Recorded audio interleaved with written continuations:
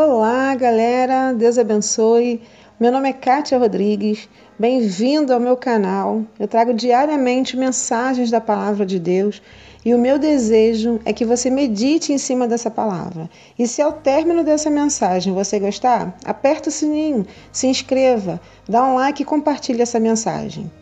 O tema da mensagem de hoje é muito valioso, é sobre o vaso de honra. Esta é a palavra que veio a Jeremias da parte do Senhor.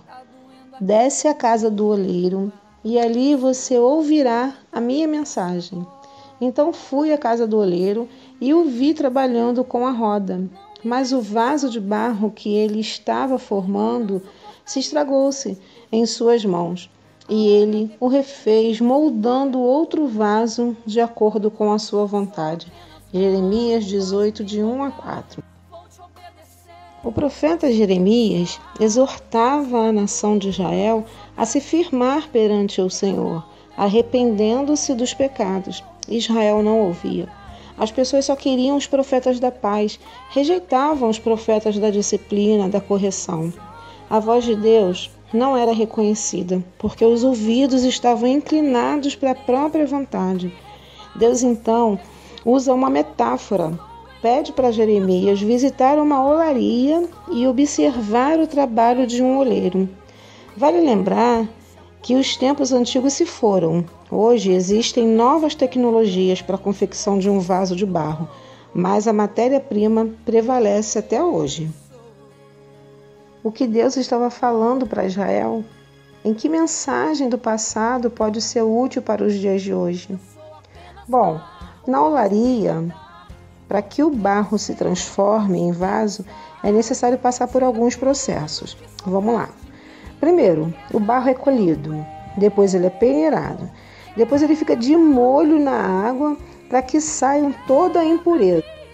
Depois ele é pisado para eliminar bolhas d'água e criar elasticidade. Após esse processo, o barro é misturado com alguns materiais, como palha e resto de outros vasos quebrados.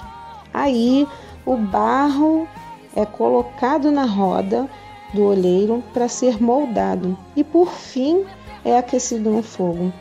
Após Jeremias observar todo esse processo, ele viu que, mesmo após o preparo, alguns vasos se quebravam na roda do oleiro.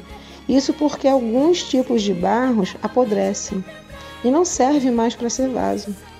Traduzindo a metáfora, em lições práticas para a nossa vida, vemos que Deus é o oleiro. Nós somos o barro. E essa roda do oleiro é o tempo. Fomos feitos de barro e um dia ao barro voltaremos. O processo de curtição desse barro é como o trabalho do Espírito Santo em nossas vidas, como uma lavagem, uma santificação. Vemos ainda na lição do oleiro a soberania de Deus, no processo da moldagem e restauração do vaso. Ele é absolutamente o Senhor da roda do oleiro, do tempo, e pacientemente constrói até do que se destrói. Ou seja, Deus é longânime em perdoar.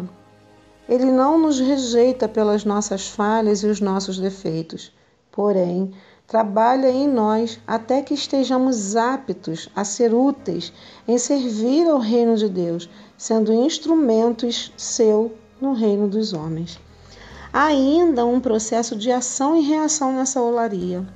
A nação era como barro apodrecido e a reação de Deus foi levá-los para a olaria, a fim de serem tratados.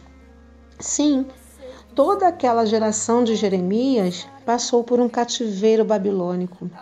Uns foram feridos, outros foram mortos, outros poupados e outros puderam retornar para sua casa e foram transformados com seus corações gratos e tementes a Deus. Aprendemos que nos momentos mais críticos de angústia e de dor, Deus fala conosco. A olaria era o processo de moldagem. E quantos processos de moldagem nós não vivemos? Nesse processo, podemos ouvir a voz de Deus. sermos fortalecidos, instruídos, ou podemos esquecer Deus e apodrecermos o coração em amarguras, ingratidão, revoltas e infelicidade. Deus tem poder de transformar histórias, fazer novos e melhores vasos dos cacos que sobraram. Ele tem o poder para fazer do fraco forte, para que Deus comece a nos moldar até nos tornarmos um vaso valioso e útil. É preciso que nós nos rendamos a Ele. Não podemos ficar paralisados como o barro, permitindo que o pecado e as más escolhas nos seque e nos endureça. Mas devemos deixar que o Senhor trabalhe em nós, colocando a sua mão de poder nas áreas que não gostamos de mudar. Devemos ter coragem para orar. Senhor, seja feita a tua vontade.